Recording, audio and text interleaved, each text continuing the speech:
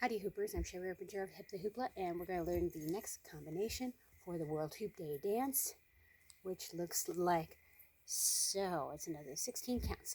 So what we're going to do is we're going to start on a right angle. We're going to have the hoop in the right hand and the left hand. Right hand's above. We're going to go over the left shoulder, over the right shoulder. You're twisting with this, over the left shoulder, right shoulder. That's 1, 2, 3, 4. And then we're going to take this out 5, 6, 7, 8.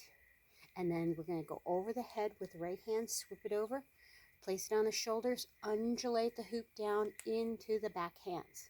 Okay, so taking that from the top, 1, 2, 3, 4, 5, 6, 7, 8. Around the head, 1, 2, 3, 4, 5, 6, 7, 8. And on this one, if you can take and switch this hand for the next move, that's going to help you out. All right, rock on, peace out. Bye.